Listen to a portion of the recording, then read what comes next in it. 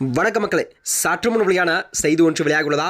பாஜக கூட்டணியா காங்கிரஸ் கூட்டணியா, எது நடந்தாலும் ஆட்சி உறுதியா, 2031 தனித்து பார்த்திடலாம். வாங்க வீடியோவை முழுமையாக காணலாம். அதாவது தமிழ்நாடு அரசியல் களமானது விஜயின் தமிழக வெற்றிக் கழகம் என்ற கட்சியை தொடங்கிய பிறகுதான் ஒரு புதிய திருப்பு முனையாக தமிழக அரசியல் களமானது சூடுபிடிக்க தொடங்கிவிட்டதா. அந்த வகையில் தான் 2026 சட்டமன்ற தேர்தலை இலக்காக கொண்டுதான் களமிறங்கும் விஜய் அவர்கள் ஆரம்பத்திலிருந்தே தனித்து போட்டியிட்டு என்ற தீவிர நிலப்பாட்டை எடுப்பார் என எதிர்பார்க்கப்பட்டது. ஆனால் அண்மையில் அரசியல் நகர்வுகளும் ஆலோசனைகளும் அவர் தனது நிலைப்பாட்டில் இருந்து விலகி யதார்த்தமான உணர்ந்து ஒரு முக்கியமான கூட்டணி வியூகத்தை எல்லாம் நோக்கி நகரலாம் என்ற கேள்வியெல்லாம் அரசியலில் கண்டிப்பாக வியூகங்கள் எல்லாம் வகுத்து வருகிறதா. அது மட்டுமின்றி தனித்து போட்டி ஏன் நடைமுறைக்கு சாத்தியமில்லையா என்ற கேள்விகள் எல்லாம் எழுப்புகிறதா. அதாவது ஒரு புதிய கட்சி அதன் மூலம் தேர்தலிலே தமிழ்நாட்டில் ஒரு ஆழமாக வேரூன்றி திராவிட கட்சிகள் மற்றும் வலுவான தேசிய கட்சிகளின் கூட்டணியை எதிர்த்துதான் தனித்து போட்டியிட்டு ஆட்சியை பிடிப்பது என்பது நடைமுறையில் ஒரு மிக கடினமான சவாலாகவும் இதை பார்க்கப்படுகிறதா. அதாவது தாவைக்காவில் ஆரம்ப இலக்கு என்னவென்றால் தமிழ்நாட்டில் தற்போதைய அதிகார மையமாக இருக்கும் திமுக மற்றும் தேசிய அளவில் வலுப்பெற்று வரும் பாஜக ஆகிய இரு துருவங்களையும் ஒரே நேரத்தில் எதிர்ப்பதுதான் தமிழக வெற்றிக் கழகத்தின் குறிக்கோளாக விஜய் அவர்கள் உறுதிபட தெரிவித்திருந்தாராம்.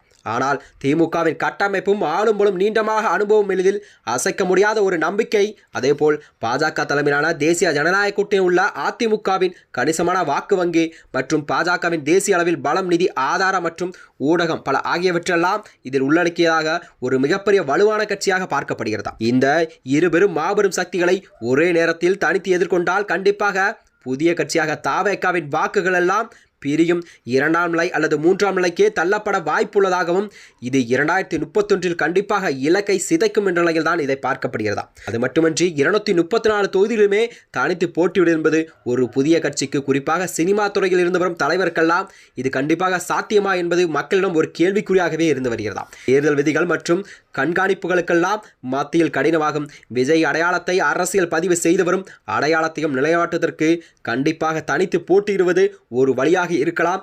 ஆனால் ஆட்சியை பிடிப்பது என்பது, இலக்கை பிடிப்பது என்பதும் ஒரு மிக கடினமான விஷயமாகத்தான் இந்த அரசியலில் பார்க்கப்படுகிறதா. அதாவது இதனால்தான் விஜய் அவர்கள் அவசரமாக ஆட்சியை பிடிப்பது விட தனது முதல் தேர்தலில் ஒரு சமமான மற்றும் நிலையான அரசியல் அடித்தளத்தை உருவாக்குதலே அவர் முக்கிய நோக்கமாக கொண்டிருப்பாகவும் அதற்கான வியூகங்களாம் வகுத்து வருவதாகவும் அரசியல் வட்டாரத்தில் பேசப்பட்டு வருகிறதா.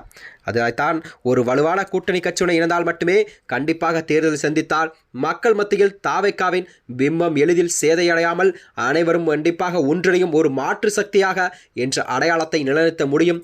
அதாவது 5 ஆண்டு காலம் ஆட்சியில் மக்களிடம் ஒரு நல்ல பெயர் வாங்கினால்தான் கண்டிப்பாக 2031 ஆண்டில் தனித்து ஆட்சி அமைப்பதற்கு கண்டிப்பாக மக்களிடம் ஒரு வாய்ப்பு அமையும் என்ற நிலைப்பாட்டில் தான் விஜயின் கூட்டணி பேச்சுவார்த்தை எல்லாம் போய்கொண்டிருக்கிறதால் தான் இதை பேசப்பட்டு வருகிறதா. அது மட்டுமின்றி ஆனால் அதே நேரத்தில் பாஜகவுடன் கூட்டணி வைத்தால் தமிழ்நாட்டில் உள்ள கணிசமான சிறுபான்மை வாக்குகள் எல்லாம் மற்றும் திராவிட ஆதரவாளர்களின் வாக்குகள் முழுமையாகவே தாவக்காவை விட்டு விலக வாய்ப்புள்ளதாகவும் அவர் எண்ணுகிறார் என்றது அரசியல் பேசப்பட்டு வந்ததா. மேலும் இதுபோன்ற வீடியோக்களை தெரிந்து கொள்ள நமது சேனலை மறக்காமல் சப்ஸ்கிரைப் செய்து கொள்ளும். நன்றி, வணக்கம்.